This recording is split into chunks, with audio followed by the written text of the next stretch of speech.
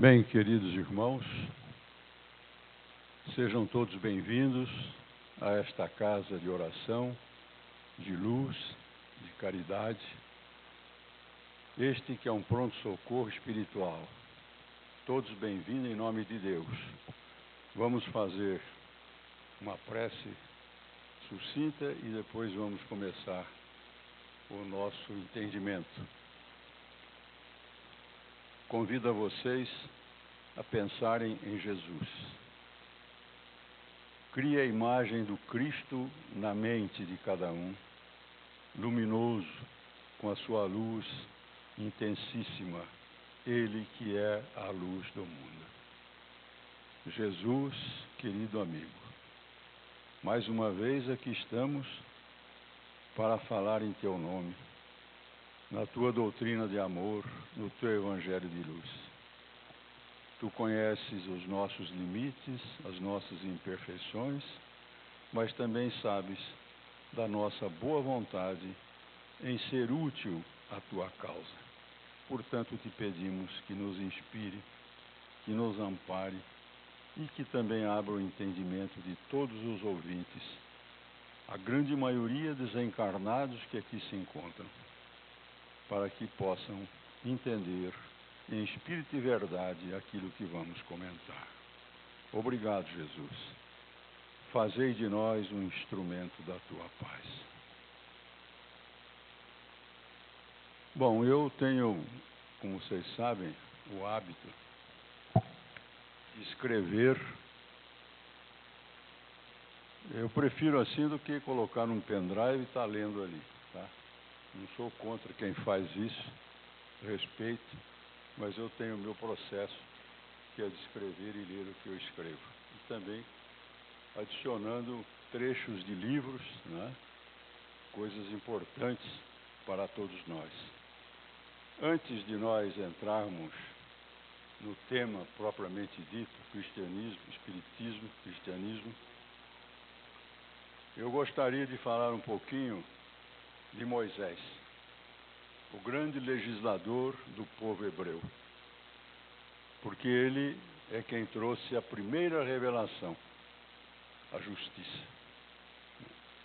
Então, ele foi o grande libertador do povo hebreu, que foi cativo do Egito só 400 anos. Bastante, né? E Moisés, um grande espírito missionário, libertou esse povo da escravidão e seguiu com ele pelo deserto mais ou menos 40 anos,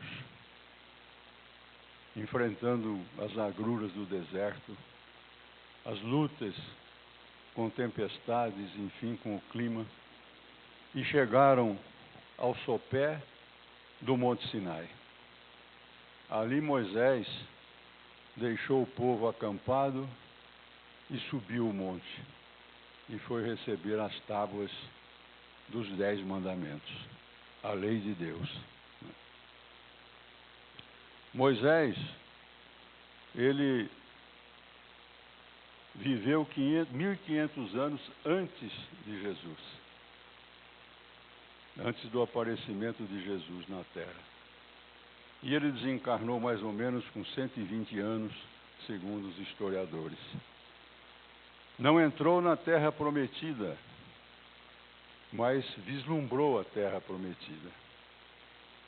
E aí entregou a Josué as tábuas da lei, para que ele as retivesse, guardasse e depois colocasse na Arca da Aliança.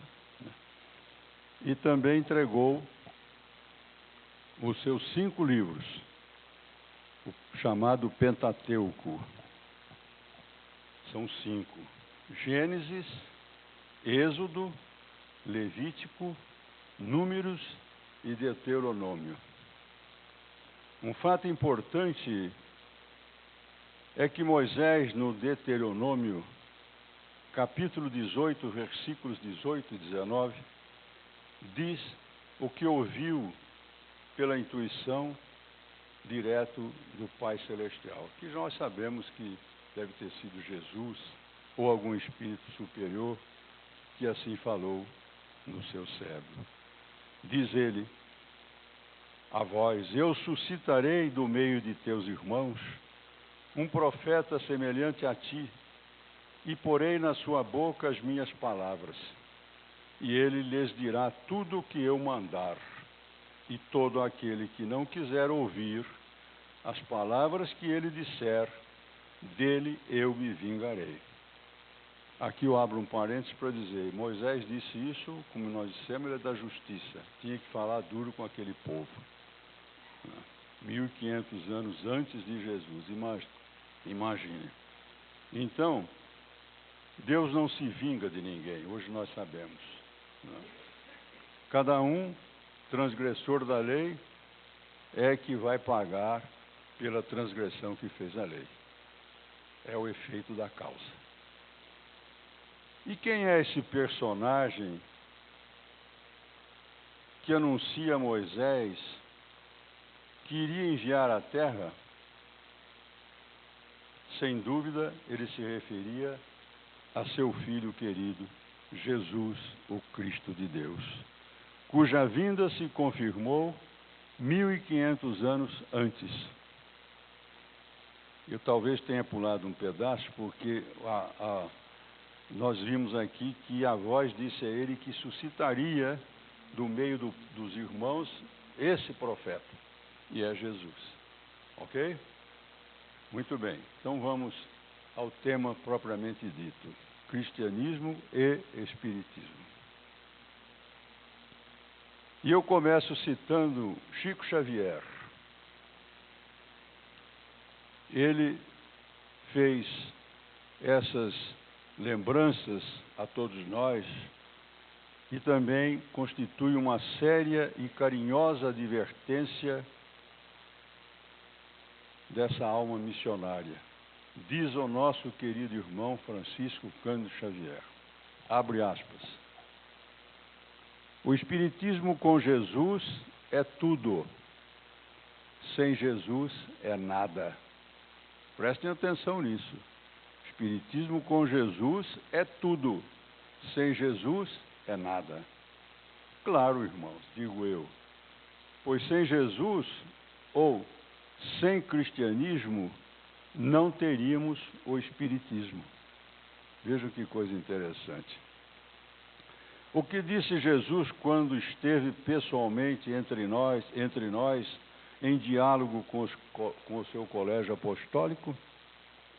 Abre aspas, diz o mestre: vou para o Pai,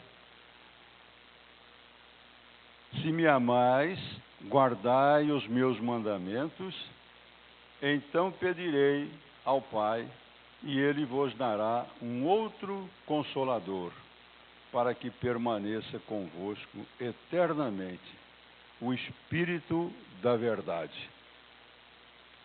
No século XIX, mais ou menos em 1857, começou antes, 1857 foi o livro dos Espíritos. Cumpriu essa palavra de Jesus através de Allan Kardec, com a codificação da doutrina dos Espíritos, ou seja, do Espiritismo. Prossegue o Chico na sua palavra: Espiritismo sem Jesus não sobreviveria. Estaria fadado a ser uma doutrina filosófica, como tantas outras que não promovem a renovação das criaturas. Vejam só. Quer dizer, sem Jesus, o Espiritismo não sobreviveria. E todos aqueles que intentarem o contrário vão morrer na praia, porque Jesus, é o Cristo de Deus. E o cristianismo é que deu vida ao Espiritismo, como nós estamos entendendo. Então eu digo, não mesmo. Sem Jesus não há Espiritismo, porque o Espiritismo sobrevive e prossegue no trabalho de libertação das criaturas por e através de Jesus. Sem Jesus, o Espiritismo não sobreviveria, como afirma acertadamente o nosso querido irmão Francisco Cândido Xavier. E ele vai lá longe para fazer uma comparação que diz o seguinte: sem Emmanuel em minha vida, eu não teria sido médium. Todos sabem que Emmanuel é o guia de Chico Xavier, né? Mas sem Jesus, eu não teria sido espírita. Olha, a palavra do Chico.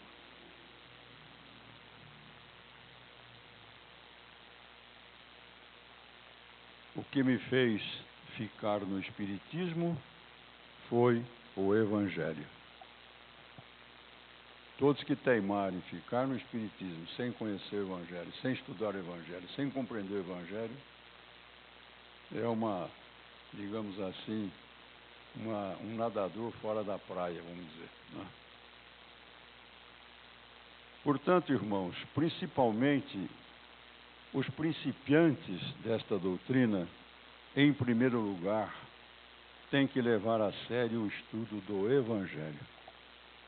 Conhecer o Evangelho. E aí, então, seguir adiante com o estudo da doutrina espírita, porque é o estudo da doutrina espírita que vai fazer com que nós conheçamos o Evangelho em espírito e verdade, à luz do Cristo. Ok? Espiritismo, como nós diríamos, podemos dizer, ele é a ciência do cristianismo, porque o Chico diz também o seguinte: espiritismo não é kardecismo, espiritismo é cristianismo. É lamentável dizer isso, porque o Chico já intuiu isso, como nós também que estamos há tantos anos aqui sabemos que muita gente acha que Jesus é a parte, o negócio é Kardec. Sim, mas Kardec era Jesus, e é Jesus. É só conhecer a codificação que nós vamos constatar isso, entendeu? Então não tem como pender para o lado de kardecismo sem o cristianismo. Mas prossigamos. Claro que não, Kardec não foi o fundador do Espiritismo. O fundador foi o próprio Jesus, quando anunciou que iria para o Pai e pediria ao Pai que enviasse à humanidade outro Consolador, ou seja, o Espírito da Verdade. Cumpriu, pois, a sua promessa através de Allan Kardec, a quem ele, Jesus, deu a Kardec a missão de codificar no mundo a doutrina dos Espíritos. Portanto, como afirma o Chico, Espiritismo é cristianismo. Tenhamos isso em mente, não esqueçamos isso. Podemos entender que o Espiritismo é a ciência do cristianismo. Ou seja, ele nos dá a ciência de tudo o que deveríamos aprender no passado longínquo, mas não conseguiríamos, dado ao nosso atraso intelectual na época. Hoje, graças a Deus, já podemos entender muito mais. Por isso, disse Jesus: quando vier o Espírito da Verdade, ele vos recordará tudo o que eu ensinei e vos ensinará muitas coisas que não podeis entender agora. Eis, pois, entre nós a doutrina dos Espíritos, nos recordando tudo o que Jesus ensinou e nos ensinando muita coisa a mais que nós não entendíamos na época. Foi preciso que reencarnássemos várias vezes, a ciência progredisse, tudo progredisse, a intelectualidade progredisse, para nós entendermos o que estamos entendendo hoje, certo?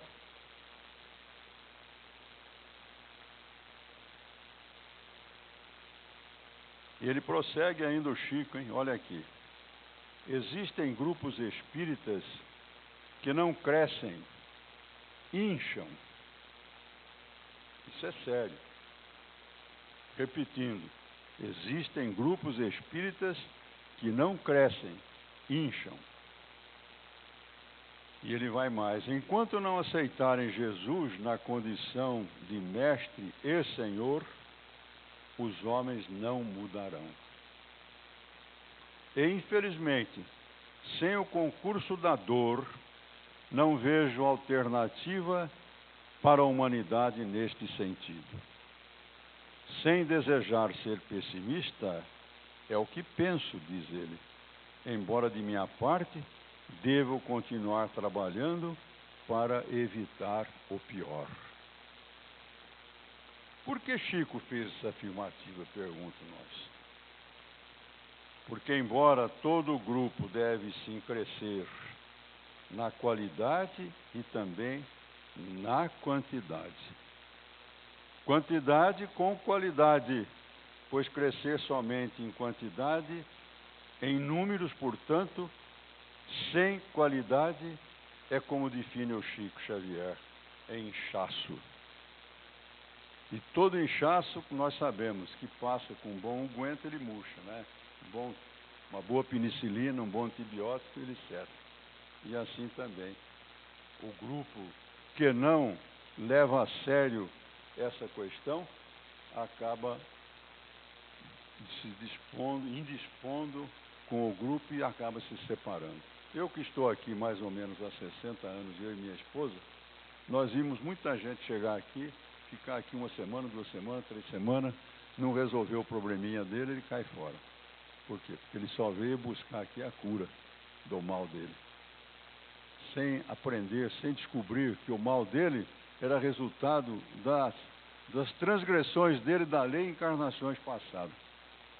Se ele percebesse isso e perseverasse, estudando e acreditando, o que ia acontecer? Ele ia sentir bem melhor, porque Jesus diz o seguinte: só o amor cobre uma multidão de pecados. Está no Evangelho. O que quer dizer isso?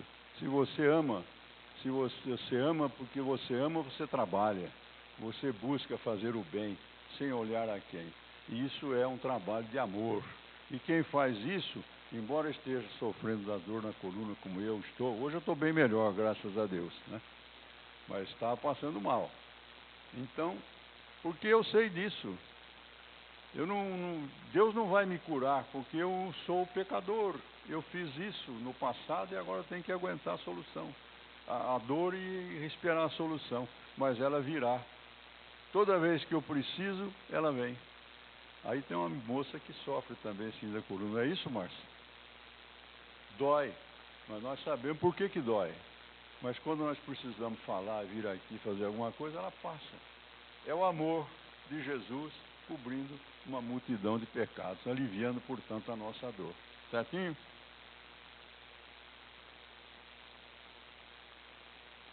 Mas vamos mais. Agora, irmãos, ouçamos a palavra de Jesus, extraída do seu Evangelho de luz, onde, sem dúvida, está alicerçada, fundamentada a base das palavras do nosso Chico Xavier. No Evangelho de João, capítulo 15, versículo 9 a 11, nós estamos falando aqui do Evangelho de Jesus, o Novo Testamento. Que o Evangelho segundo o Espiritismo, como vocês sabem, contém a parte moral do cristianismo. Agora, a parte mais profunda está no Novo Testamento, da Bíblia Sagrada. E eu tenho uma que é de tradução direta do grego, né? Diz ele, nesse capítulo 15 do Evangelho de João, versículo 9 a 11.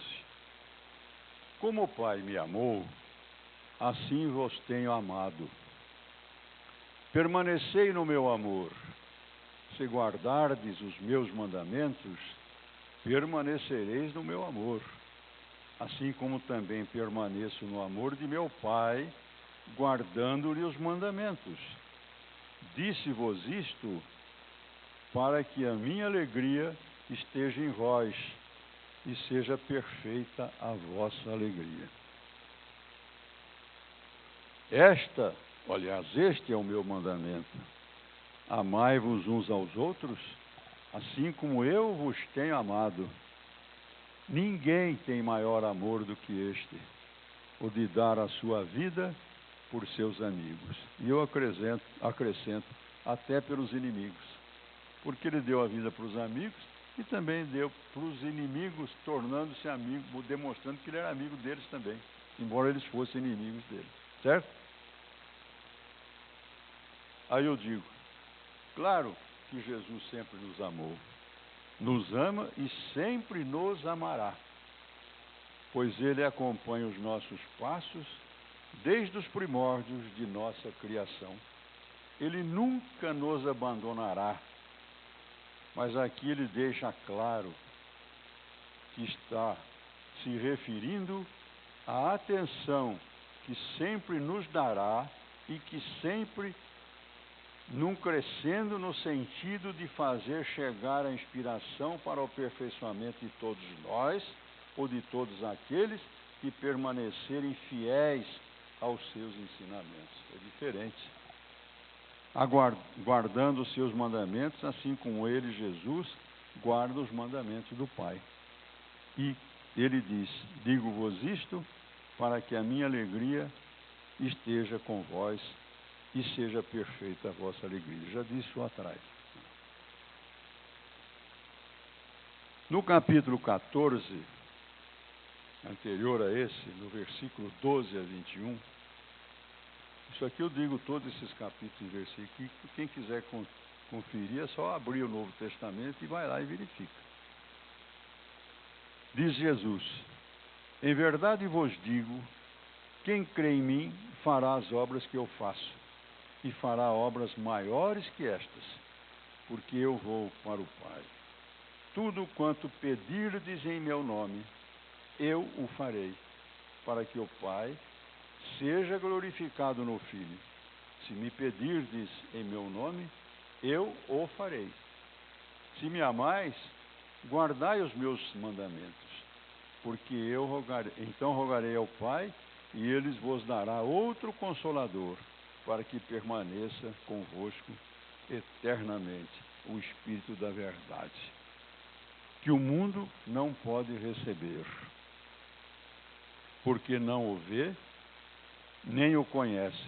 Vós, porém, o conheceis, porque habita convosco e permanecerá em vós. Aqui eu abro um parênteses para dizer o seguinte, por que ele diz isso aqui? Vós conheceis. Porque nós estávamos naquela época. Nós somos muito velhos, entendeu? Mas velhíssimos, se fôssemos ver a nossa criação. Mas nós estivemos lá. Oxalá não tenhamos ajudado a crucificar Jesus, mas estávamos lá. Mas ele fala isso se referindo ao colégio apostólico, que o seguia para e passo. Por isso ele diz que aqueles apóstolos, aqueles espíritos eram velhos, seguidores de Jesus. Portanto, eles tinham condições de compreender mais de perto aquilo que Jesus estava dizendo. Por isso ele disse assim, né, que ele diz o seguinte, porque não o vê nem o conhece, mas porém vós o conheceis, porque habita convosco e permanecerá em vós, se referindo aos apóstolos e discípulos.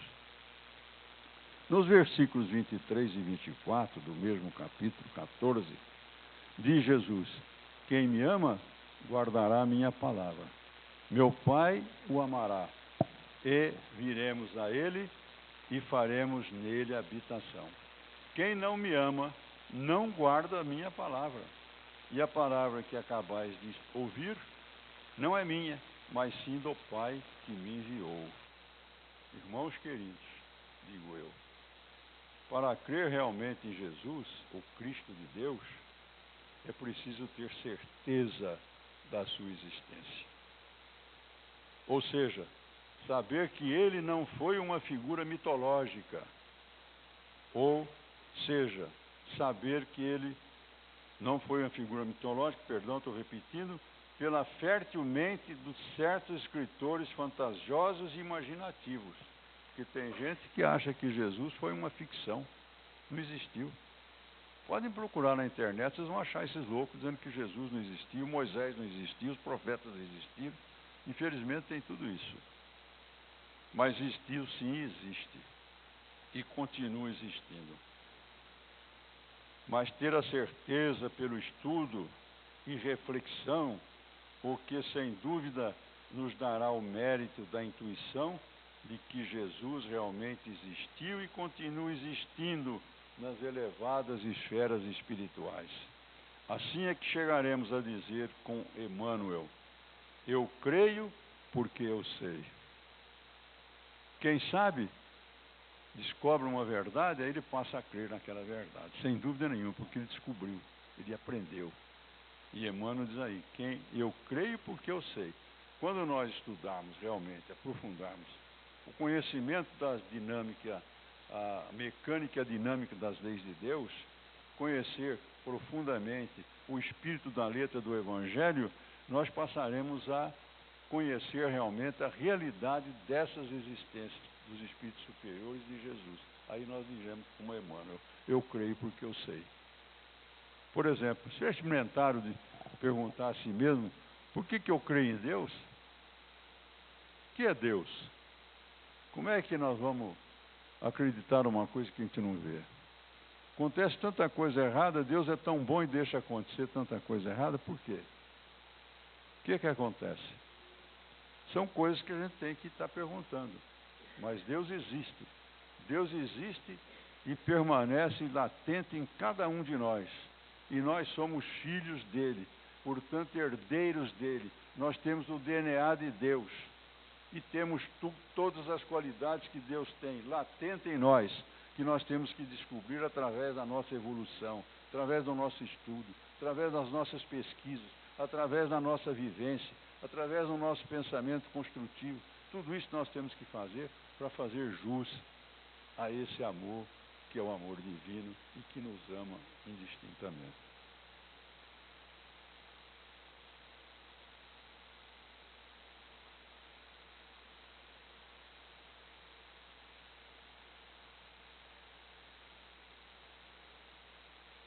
E Jesus disse que continua nos amando, né? E trabalhando com os espíritos prepostos a seu serviço, acompanhando-nos para e passo no nosso aprimoramento espiritual. Lembremos-nos de suas palavras: não vos deixarei órfãos, estarei convosco todos os dias até a consumação dos séculos. No versículo 26 e 27, ele diz o seguinte: quando vier o Consolador, eu vos enviarei do Pai, o Espírito da verdade, que do Pai procede, dará testemunho de mim, e também vos dareis testemunho, porque desde o princípio estáis comigo. Vejam bem, Jesus faz aqui uma advertência fraterna e sincera. O Espírito da verdade que procede do Pai, ele dará testemunho de mim, e também vós dareis testemunhos, porque desde o princípio estáis comigo. Quer dizer, olha aqui uma obrigação nossa como cristão, espírita cristãos, que nós temos que dar esse exemplo dessa crença em Jesus, dessa confiança em Jesus, que é que nós precisamos adquirir isso, porque se nós quisermos evoluir, quisermos eliminar os nossos sofrimentos, nós temos que fazer por merecer, não é? Não adianta você ir ao médico, o médico dá um remédio para passar a dor, você despreza o remédio e não toma o remédio, a dor não vai passar. Mas se o médico acertou na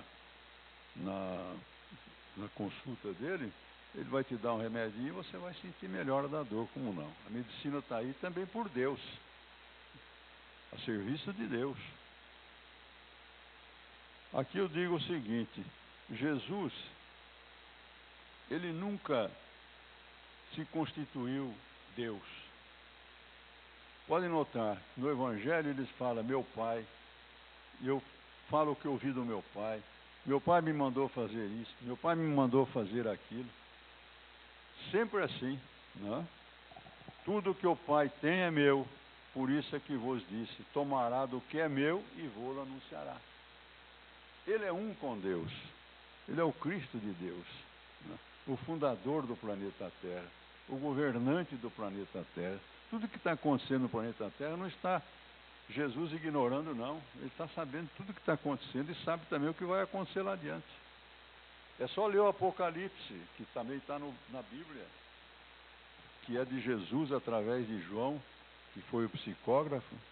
É difícil, é simbólico, mas traz muitas verdades. É só ler o sermão profético de Jesus, que está no Novo Testamento, e nós vamos ver quanta coisa vem por aí.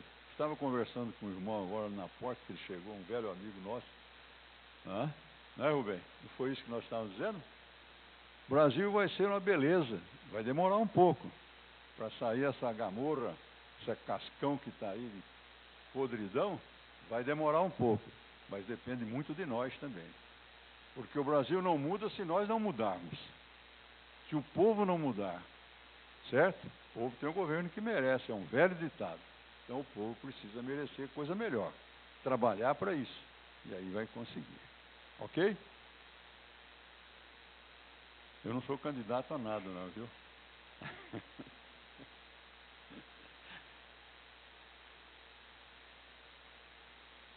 Eu destaco aqui estas palavras de Jesus que diz o seguinte: se guardardes os meus mandamentos, permanecereis no meu amor, assim como também permaneço no amor de meu Pai, guardando-lhe os mandamentos. Nestas palavras, irmãos, Jesus temos a chave do nosso sucesso ou da nossa derrocada. Prestem atenção. Se me amais, aliás, se guardardes os meus mandamentos, permanecereis no meu amor, assim como também permaneço no amor de meu Pai, olha ele falando de meu Pai, guardando-lhes os mandamentos. E eu destaco aqui o seguinte: nestas palavras de Jesus temos a chave do nosso sucesso ou da nossa derrocada. Se não, vejamos, 2 pontos. Jesus diz, abre aspas, eu permaneço no amor de meu Pai porque eu guardo os mandamentos dele. Portanto, se desejais permanecer no meu amor, guardai também os meus mandamentos. Caso contrário, não permanecereis no meu amor. Essa é a condição específica. Permanecer no amor de Jesus é, como já dissemos, é nos aproximarmos dele pela nossa reforma íntima. Mas poderá alguém dizer então, Jesus deixará de me amar porque eu não guardo os seus mandamentos? Não. Jesus nunca deixará de nos amar. Nunca. Ele nos ama desde o princípio da nossa criação. Como destaca o irmão Bezerra de Menezes, espírito.